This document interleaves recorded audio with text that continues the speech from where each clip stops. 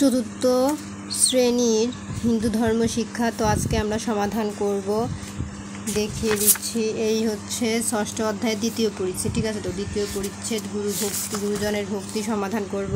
তো সর্বপ্রথম আমরা সমাধান করব 47 পৃষ্ঠার এইগুলো, এই বক্সটি এবং এই শূন্যস্থান। তো 47 পৃষ্ঠার সমাধান করার পর আমরা সমাধান করব 48 পৃষ্ঠার ডান বাম মিলকরণ, টিক চিহ্ন। তারপরে সমাধান করব ঘ নাম্বারের সংক্ষিপ্ত প্রশ্ন এবং সর্বশেষ ম নাম্বারের বর্ণনামূলক প্রশ্ন। তো চলো আমরা সর্বপ্রথম শুরু করি এই বক্সটি দিয়ে। তো এখানে বলেছে নিচের ছকটি পূরণ করি।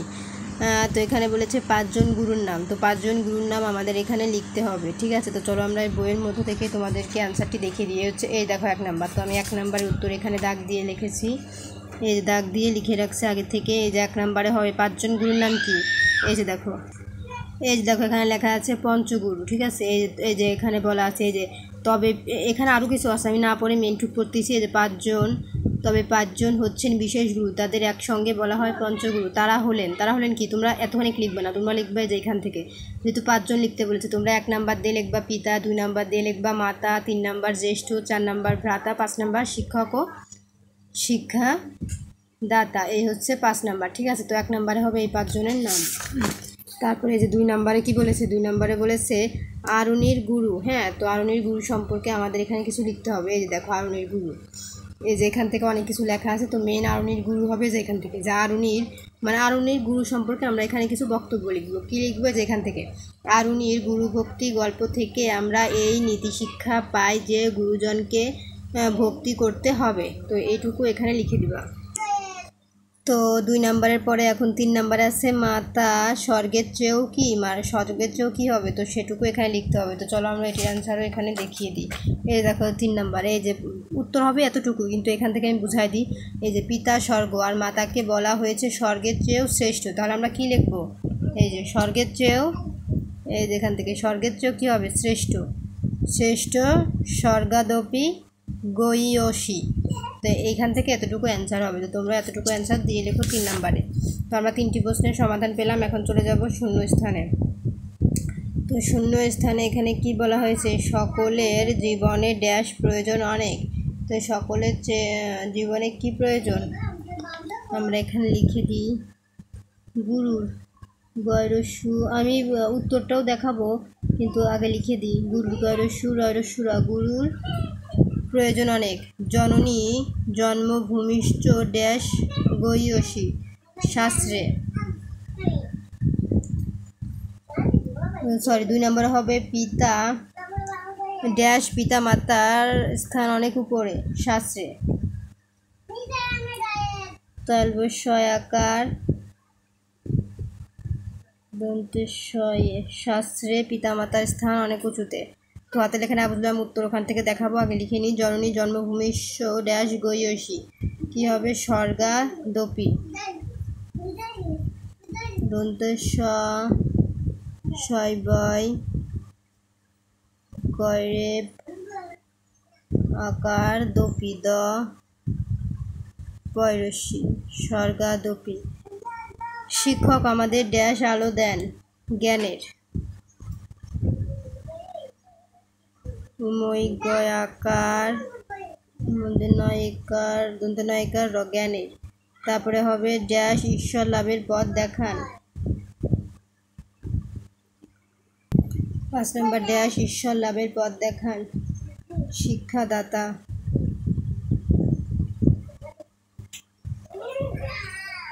তালবস্বরসী ক্ষীয় আকার শিক্ষাদাতা, দয়াকার তয়াকার শিক্ষাদাতা। পঞ্চগুরু আমাদের ড্যাশ কামনা করেন শুভ। শুভ। তো হাতে লেখা না বুঝলেও আমি এখন সরাসরি অ্যান্সারটি দেখিয়ে দিচ্ছি। এই হচ্ছে অ্যান্সার। সকলের জীবনে গুরুর প্রয়োজন অনেক। তারপরে এখানে আছে শাস্ত্রে পিতা মাতার স্থান অনেক উঁচুতে। জননীর জন্মভূমিষ্য স্বর্গাদপি গয়ীয়সী। শিক্ষক আমাদের জ্ঞানের আলো দেন। শিক্ষাদাতা ঈশ্বর লাভের পথ দেখান।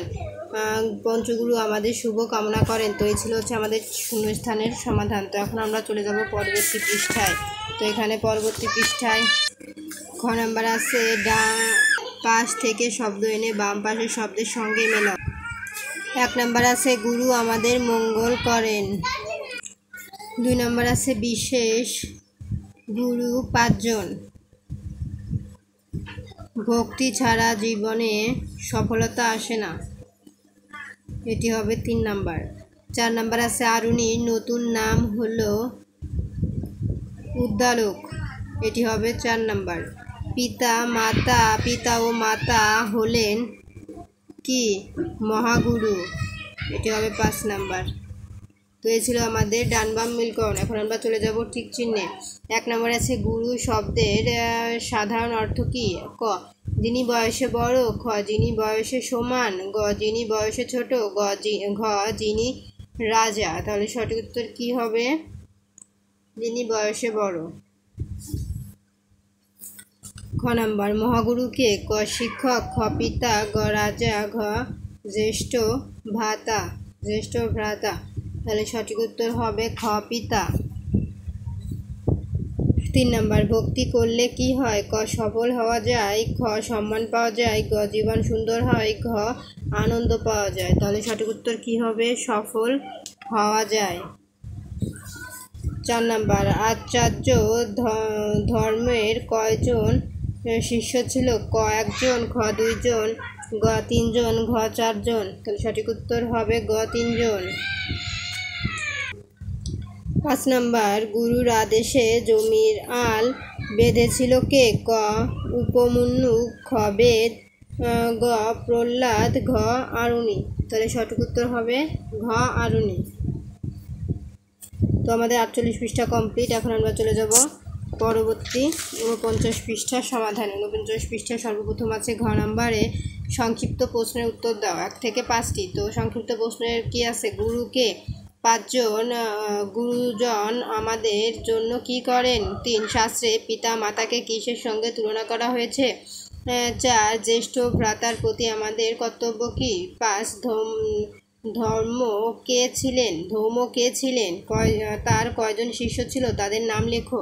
তো চল আমরা উত্তরগুলো দেখি। গুরুকে যারা আমাদের চেয়ে বয়সে বড় তারাই আমাদের গুরুজন। শাস্ত্রমতে যিনি জ্ঞান দান করেন তিনিই গুরু। 2 গুরুজন আমাদের জন্য কি করেন? উত্তর গুরুজনেরা সব সময় আমাদের মঙ্গল কামনা করেন, আমাদের সৎপথে চলার উপদেশ দেন, ধর্মপথে নিয়ে যান। 3 নাম্বার শাস্ত্রে পিতা মাতাকে কিসের সঙ্গে তুলনা করা হয়েছে? উত্তর শাস্ত্রে পিতাকে স্বর্গের সাথে তুলনা করা হয়েছে আর মাতাকে স্বর্গ। তার মাতাকে বলা হয়েছে স্বর্গাদপি গয়সী, অর্থাৎ স্বর্গের চেয়েও শ্রেষ্ঠ। 4 নাম্বার জ্যেষ্ঠ ভ্রাতার প্রতি আমাদের কর্তব্য কি? উত্তর জ্যেষ্ঠ ভ্রাতা পিতার অবর্তমানে আমাদের লালন পালন করেন, আমাদের মঙ্গলের জন্য কাজ করেন। তাই আমাদের জ্যেষ্ঠ ভ্রাতাকে শ্রদ্ধা করতে হবে এবং তার উপদেশ মেনে চলতে হবে।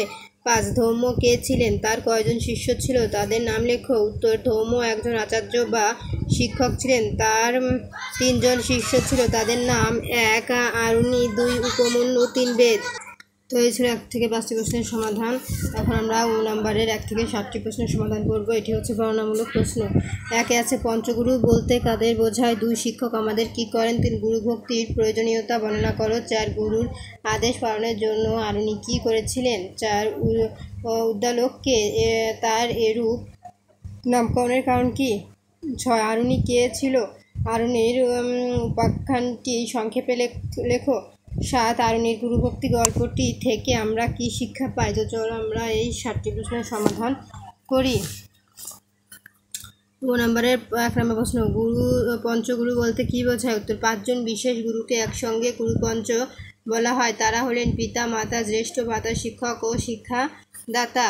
2 শিক্ষক আমাদের কি করেন? উত্তর শিক্ষক আমাদের জ্ঞানের আলো দেন, কোনটি ভালো কোনটি মন্দ তা তিনি বোঝান। তার শিক্ষায় আমাদের জীবন সুন্দর ও জ্ঞানের আলোয় আলোকিত হয়। তিনি আমাদের মঙ্গল কামনা করেন এবং আমাদের সৎপথে চলার উপদেশ দেন। 3 গুরুভক্তির প্রয়োজনীয়তা বর্ণনা করো। উত্তর জীবনে চলার পথে গুরুভক্তির প্রয়োজনীয়তা অপরিসীম। আমাদের 5 জন বিশেষ গুরু আছেন, এদের মধ্যে আবার মহাগুরু হলেন 2 জন, পিতা ও মাতা। তারা আমাদের লালন পালন করেন। শিক্ষক আমাদের জ্ঞানের আলো দেন। দীক্ষাদাতা আমাদের মন্ত্রদান করেন এবং তিনি আমাদের ঈশ্বর লাভের পথ দেখান। মোট কথা, গুরুজনেরা আমাদের শুভকামনা করেন এবং তাদের আশীর্বাদে আমাদের মঙ্গল হয়। তাই তাদের ভক্তি বা শ্রদ্ধা করতে হবে। 4. গুরুর আদেশ পালনের জন্য আরুনি কি করেছিল? উত্তর: গুরুর আদেশ পালন করার জন্য আরুনি নিজেই ভাঙ্গা আলের ওপর শুয়েছিল। আরুনি ছিল আচার্য ধম্মর একজন শিষ্য। একদিন খুব বৃষ্টি হয়েছিল। গুরু আরুনিকে ডেকে জমির আল বেঁধে আসার কথা বলেন, কিন্তু অনেক চেষ্টা করেও আরুনি সে জল আটকাতে পারছিল না। অন্য কোনো উপায় খুঁজে না পেয়ে শেষ পর্যন্ত সে নিজেই ভাঙা আলোর ওপর শুয়ে পড়ল। জল বেরিয়ে যাওয়া বন্ধ হলো। এভাবে আরুনি গুরুর আদেশ পালন করেছিল।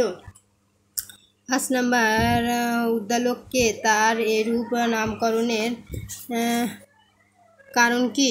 উত্তর: আচার্য ধম্মর ছাত্র আরুনির নতুন নাম দেওয়া হয়েছিল উদ্দালক। একদিন আরুনির গুরু জমি থেকে বৃষ্টির পানি বেরিয়ে যাচ্ছে দেখে আরুনির জমির আল বেঁধে আসতে আদেশ দিলেন। আরুনি গিয়ে অনেক চেষ্টা করেও পানি বন্ধ করতে পারল না। অবশেষে সে নিজেই ভাঙা আলের উপর শুয়ে পড়ল। গুরু তাদের ডাকতে এসে ঘটনা দেখে তার গুরুভক্তিতে খুশি হয়ে আশীর্বাদ করলেন এবং তার নতুন নাম রাখলেন উদ্দালক। 6. আরুনিকে ছিল। আরুনির উপাখ্যানটি সংক্ষেপে লেখো। উত্তর: আরুনির আচার্য ধম্মের একজন শিষ্য ছিলেন। উপাখ্যান: একদিন খুব বৃষ্টি হচ্ছিল। গুরু ধম্ম আরুনিকে ডেকে জমিতে আল বেঁধে আসার কথা বললেন। আরুনি অনেক চেষ্টা করেও জমির আল বাঁধতে পারছিল না। তখন আরুনি নিজেই ভাঙা আলোর ওপর শুয়ে পড়ে। এতে জল বেরিয়ে আসা বন্ধ হয়। এদিকে অনেক দেরি হয়ে যাওয়ায় গুরু তার জন্য 2 শিষ্য উপমন্যু এবং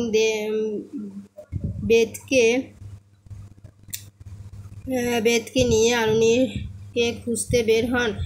অনেক খোঁজার পর আরুনিকে জমির আলের ওপর শুয়ে থাকতে দেখেন তার গুরু। আরুনিকে ডেকে জমির আল থেকে উঠে আসতে বলেন। আরুনি গুরুর কাছে এসে গুরুকে প্রণাম করে এসব কথা খুলে বলেন।